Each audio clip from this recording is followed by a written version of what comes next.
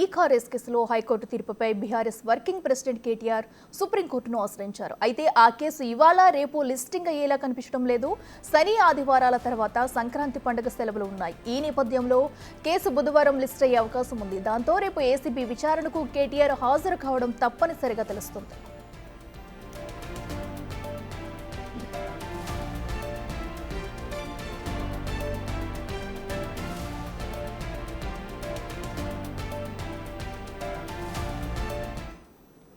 ఇదే అంశానికి సంబంధించి మరింత సమాచారం మా ఇన్పుట్ ఎడిటర్ పవన్ అందిస్తారు. పవన్, చెప్పండి. అయితే కేటీఆర్ వేసిన పిటిషన్ అయితే లాంచ్ మోషన్ అయితే లిస్టుకు రాకపోవచ్చు అనే విషయం కూడా మనకు తెలుస్తుంది. దీంతో రేపు ఆయన విచారణకు హాజరవుతారా లేదా అనే అనుమానాలు కూడా ఉన్నాయి. రేపు ఏం జరగబోతుంది, ఆ డీటెయిల్స్ ఏంటి? సకల ఖచ్చితంగా రేపు విచారణకు కేటీఆర్ హాజరు కావాల్సిన పరిస్థితి. గతంలో నోటీసులు ఇచ్చిన సమయంలో హైకోర్టులో అటు వేసిన పిటిషన్ ఇంకా విచారణ జరుగుతుంది, దాని తీర్పు పెండింగ్లో ఉంది కాబట్టి ప్రస్తుతం హాజరు కాలేనంటూ ఆయన లేఖ రాశారు.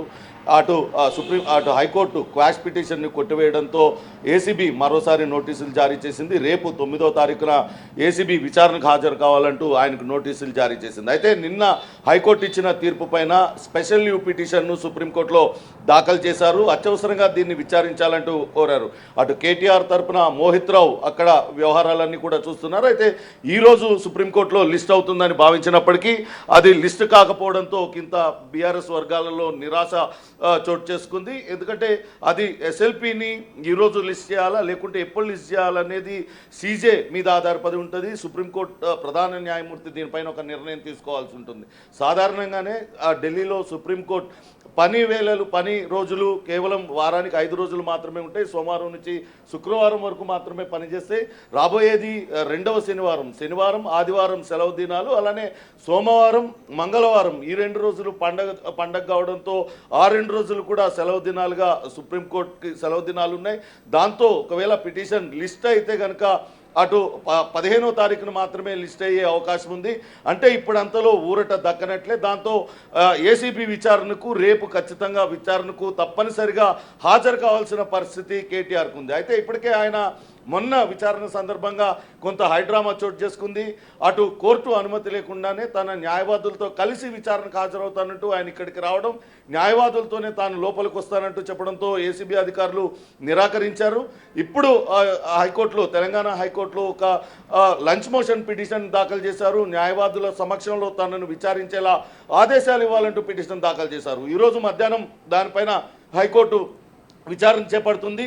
ఆ విచారణలో ఎటువంటి నిర్ణయం తీసుకుంటుంది అనే దాని మీద ఆధారపడి ఉంటుంది. ఎందుకంటే ఇప్పటికే ఏసీబీ అధికారులు అయితే స్పష్టం చేశారు, న్యాయవాదుల్ని అనుమతించేది లేదు. ఒకవేళ కోర్టు అనుమతి ఉంటే మాత్రమే తాము అనుమతిస్తాము, లేని పక్షంలో మిమ్మల్ని మాత్రమే విచారణ చేస్తామంటూ తేల్చి చెప్పడంతో మొన్న వెనక్కి వెళ్ళిపోయిన పరిస్థితి. అయితే ఒంటరిగా కేటీఆర్ విచారణకు హాజరవడానికి భయపడుతున్నారంటూ అటు కాంగ్రెస్ నేతలు కూడా విమర్శిస్తున్న పరిస్థితి ఉంది. ఇప్పుడు సుప్రీంకోర్టులో కొంతవరకు ఊరట దక్కుతుంది. ఈరోజు దాఖలు చేసిన స్పెషల్ లీవ్ పిటిషన్ను వెంటనే లిస్ట్ అవుతుందని భావించినప్పటికీ ఆ లిస్ట్ కాకపోవడంతో అటు బీఆర్ఎస్ నేతల్లో తీవ్ర నైరాశ్యం నెలకొనుంది. రేపు ఒకవేళ ఏసీబీ విచారణకు హాజరైతే ఏం జరుగుతుంది, ఏసీబీ అధికారులు ఒకవేళ కస్టడీలో తీసుకుంటే ఏం చేయాలి అనే చర్చ అయితే పెద్ద ఎత్తున కొనసాగుతుంది. కేటీఆర్ కొంతవరకు విచారణను గతంలో ఏ రకంగానైతే హైకోర్టులో ఉన్న పిటిషన్ విచారణలో ఉందంటూ అడ్డుకునే రాకుండా ఒక లేఖ రాసి అడ్డుకునే ప్రయత్నం చేశారో అదే మరొకసారి సుప్రీంకోర్టుని బూచిగా చూపించి సుప్రీంకోర్టులో పిటిషన్ పెండింగ్లో ఉంది అంటూ చెప్పి రేపు ఒక లేఖ రాసి విచారణను అడ్డుకోవడానికే ఈ రకమైన ఎత్తుగడ వేశారనేది అటు కాంగ్రెస్ నేతలు విమర్శిస్తూ ఉన్నారు. చూడాలి మరి సుప్రీంకోర్టులో లిస్టు కాని నేపథ్యంలో రేపైతే ఖచ్చితంగా విచారణకు హాజరు కావాల్సి ఉంటుంది. మరి ఈరోజు హైకోర్టులో కొంతమేరైనా ఊరట లభిస్తుందా, న్యాయవాదుల సమక్షంలోనే విచారించాలంటూ హైకోర్టు కనుక తీర్పు ఇచ్చినట్లయితే ఆయన రేపు న్యాయవాదులతో విచారణకు హాజరవుతారా, లేకుంటే మరి సుప్రీంకోర్టులో ఎస్ఎల్పి దాఖలు చేశాం కాబట్టి స్పెషల్ లీవ్ పిటిషన్ దాఖలు చేశాం కాబట్టి దాని విచారణ జరిగేంత వరకు కొంత గడువు ఇవ్వాలని కోరుతారా, ఇదంతా కూడా కొంత సంశయం నెలకొని ఉంది. మొత్తం మీద అటు సుప్రీంకోర్టులో ఇంత జాప్యం జరగడంతో ఒక్కసారిగా సెలవు దినాలు రావడంతో అటు బీఆర్ఎస్ శ్రేణులందరూ కూడా కొంత ఆందోళనకు గురవుతున్న పరిస్థితి అయితే ఉంది. Right Pawan, thank you.